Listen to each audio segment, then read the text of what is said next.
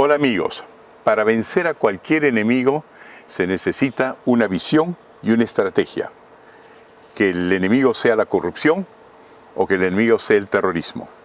Hemos vencido al terrorismo como nadie lo ha hecho, ni en América Latina ni en ninguna otra parte del mundo en los últimos 50 años.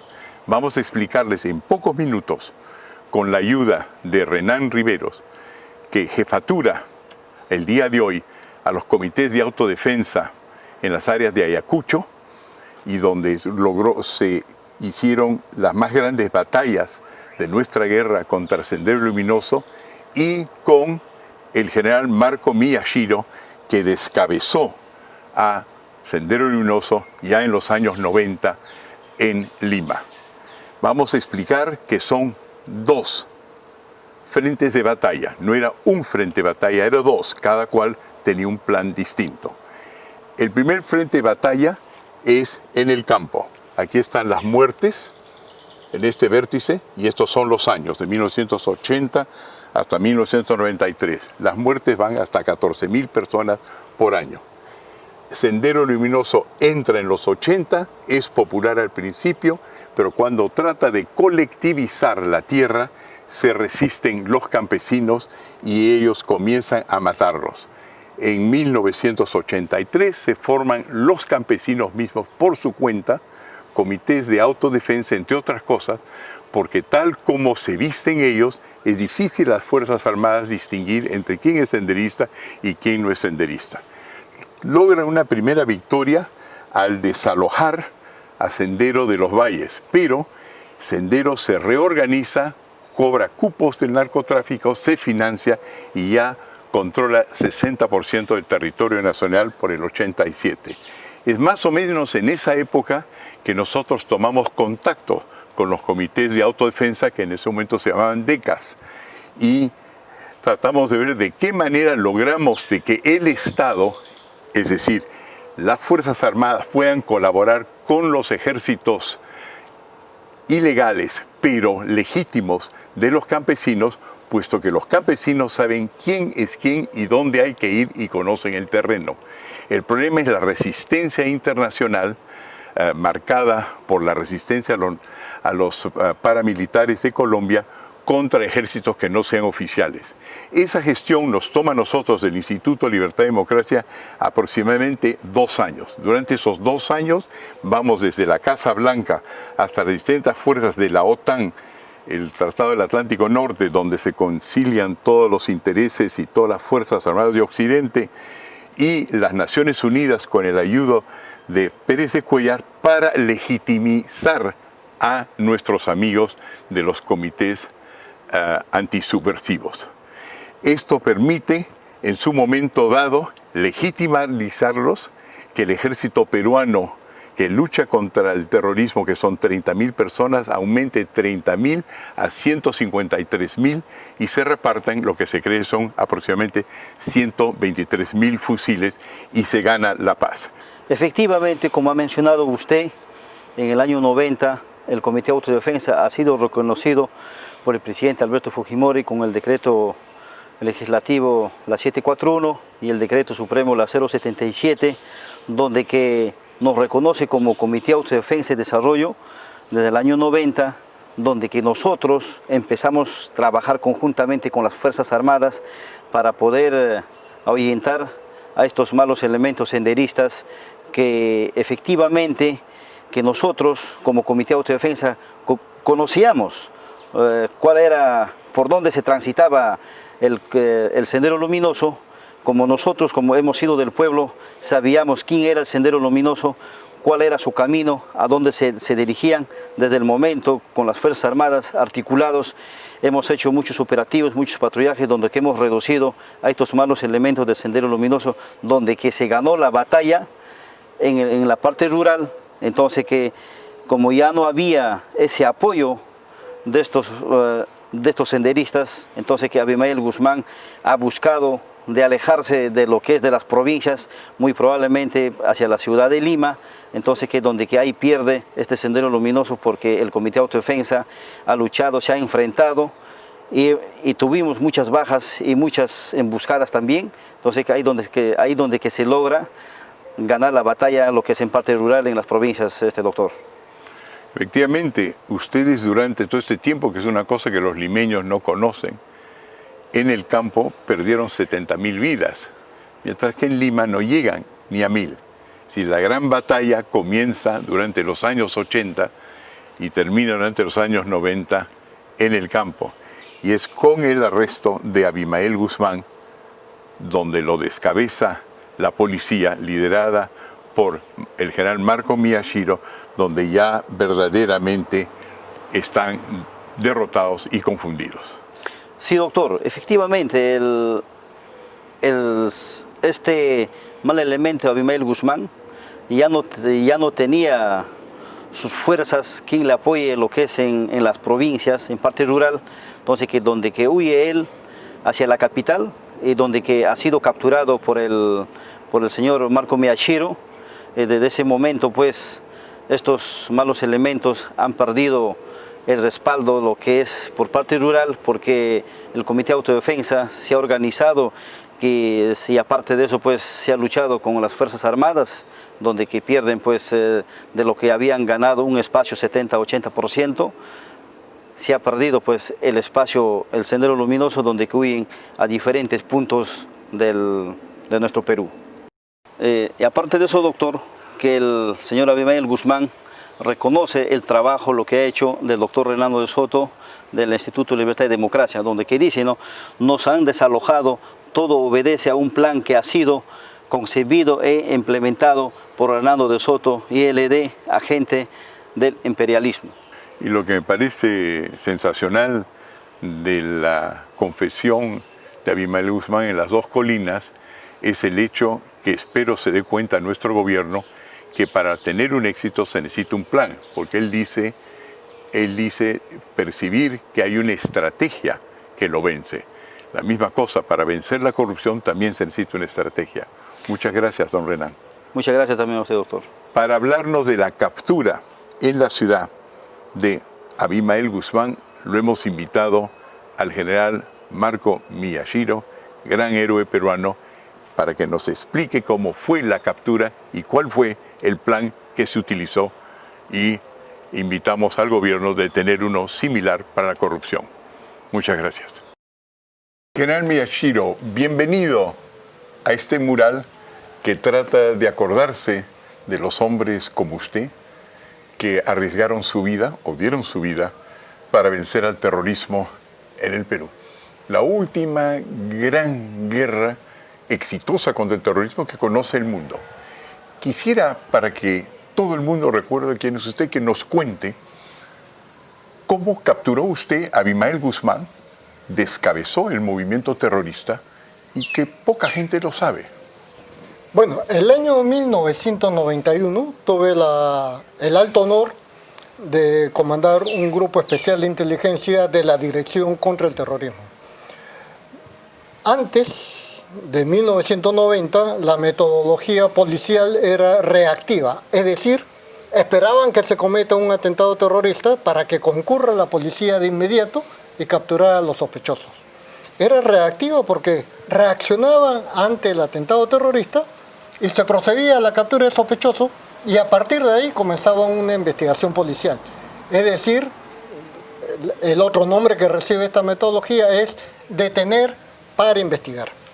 A partir de los años 90 cambia la metodología y comenzamos a detectar un sospechoso, hacer la vigilancia, observación y seguimiento para que en este transcurso de la vigilancia se vaya recopilando los elementos probatorios y luego proceder con presencia del Ministerio Público a su captura y puesta a disposición de la justicia peruana. Esta metodología nos permitió llegar a los más altos mandos, los llamados aparatos políticos de esa organización criminal que fue Sendero Luminoso y también del Movimiento Revolucionario de Túpac Amaru. La captura de Abimael Guzmán se produce el 12 de septiembre de 1992 y también me tocó participar de manera personal y directa en la casa junto con otros 14 valientes policías que divididos en 3 grupos, ya que el inmueble consistía en 3 pisos. Coincidentemente voy al segundo piso, estoy subiendo las escaleras cuando veo que me están cerrando una mampara. Yo soy especialista en artes marciales, me lanzo contra la puerta, la hago caer, mis compañeros pasan por los costados y para asombro mío gritan positivo por la izquierda, positivo por la derecha. Y cuando me acerco a la habitación de la derecha, lo veo sentado a Ismael Guzmán y a Elena Albertina Iparraguirre, su esposa, su mujer, y a Ismael Guzmán totalmente asustado, pensaba que éramos otro grupo, ¿no? Y temía por su vida y pide que me identifique. Yo le digo, soy el comandante Marco Miyashiro, y la primera reacción es, usted no sabe el daño que le está haciendo a la Revolución Peruana. Yo le digo, señor, usted no sabe el daño que le ha hecho a mi querido Perú. Por lo tanto, manténgase en silencio y esperemos, porque estamos con presencia del señor fiscal. Ahora, la guerra parece haberse realizado en 2 frentes, porque una buena parte de la campaña de Sendero Luminoso del terrorismo comenzó en el campo, y otra parte que a veces los escritores llaman la más petardista, y el lugar donde usted lo captura es Lima. Y en el campo ustedes han colaborado, han dirigido, han organizado a los comités de autodefensa. ¿Puede contarnos su relación con ellos?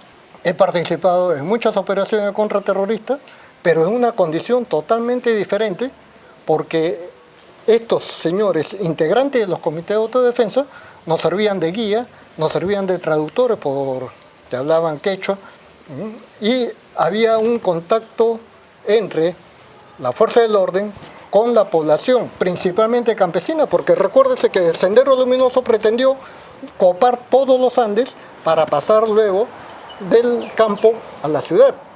Pero gracias a estos héroes anónimos, colaborando y participando con la fuerza del orden, la situación pudo ser revertida, y gracias en gran parte a ellos es que se puede disfrutar la paz, que al menos en el área de terrorismo ahora es una amenaza potencial, mas no real como sí lo era en aquellos años.